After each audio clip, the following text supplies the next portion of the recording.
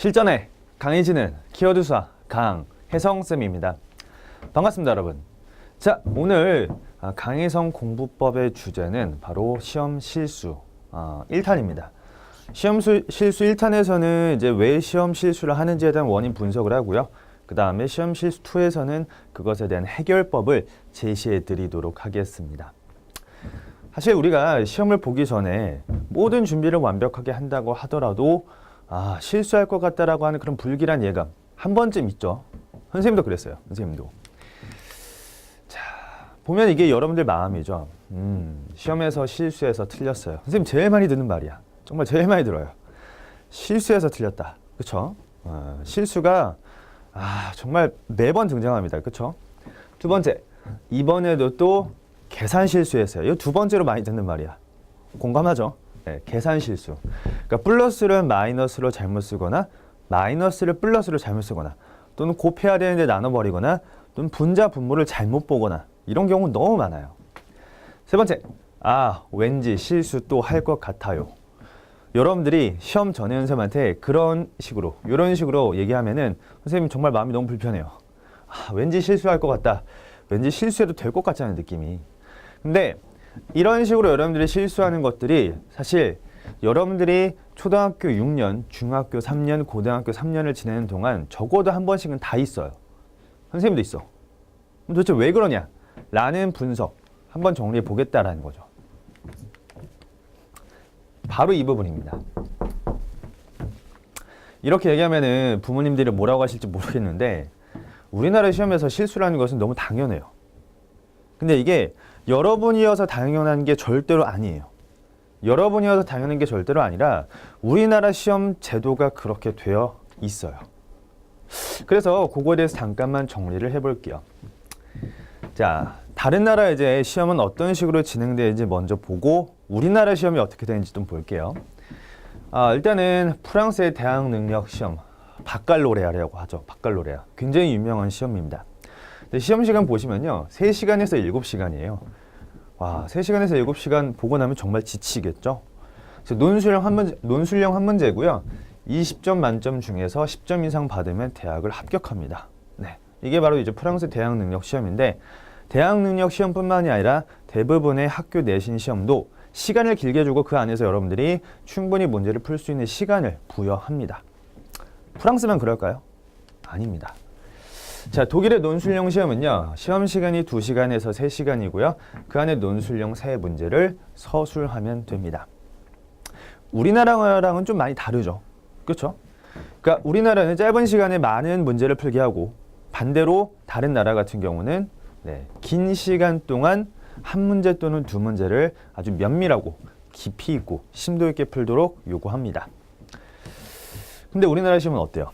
네, 선생님이 실제로 평균을 좀 내봤는데 학교 내신 시험에서 45분 안에 22문제 정도 풀 수 있는 능력을 요구합니다. 즉 능력치가 다르다는 거죠. 예를 들어서 독일이나 프랑스 같은 경우는 길게는 7시간, 독일은 길게는 3시간 정도를 주고 두세 문제를 푼다면 우리는 엄청난 능력자야. 45분 안에 22문제를 풀어야 돼요. 정말로 많은 문제죠, 이게. 여기다 서술형 3문제를 추가해봐. 정말 장난 아닙니다. 그래서 사실 우리나라 시험은요. 기계적인 능력을 평가하는 시험이다라는 걸 여러분이 알고 있어야 돼요. 이게 그 대학교 가면은 대학교 1학년 때 교육론이라는 걸 배우게 되는데 거기에 나오는 얘기거든. 근데 이 부분이 여러분들이 알아야지만 이 부분을 여러분이 알아야지만 여러분의 약점을 보완할 수 있어요. 그러니까 우리나라는 무언가 창의적이고 깊이 있고 이런 부분보다는 정말 기계적으로 빨리 풀 수 있느냐 이 부분을 요구하는 시험이에요. 근데 전 세계적으로 그런 나라가 우리나라랑 일본이 두 나라야.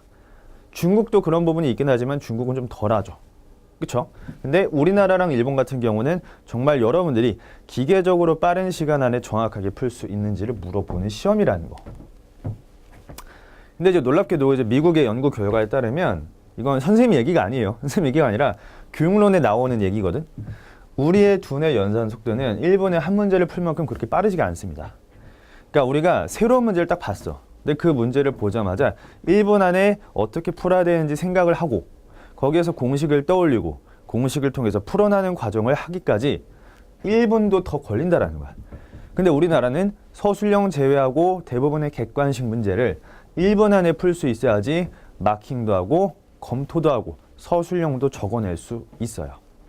즉 우리나라 시험은 뭐라고?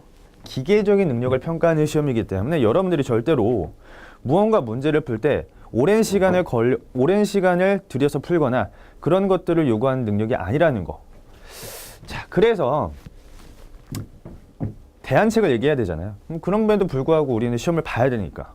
우리나라 시험이 그렇게 되어 있는 거 어떡해? 그렇죠? 그럼에도 불구하고 실수를 줄이고 싶다면 어떻게 해야 되는가라고 했을 때 여러분들 머릿속에 여러 가지가 떠오를 거예요. 가장 많이 하는 게 오답노트죠. 오답노트. 또는 어머니들이 가장 많이 여러분에게 요구하는 거. 실수를 줄이려면 천천히 풀어라. 그렇죠? 즉 천천히 풀면 여러분들의 실수가 줄어들 것 같다라고 하는 생각들.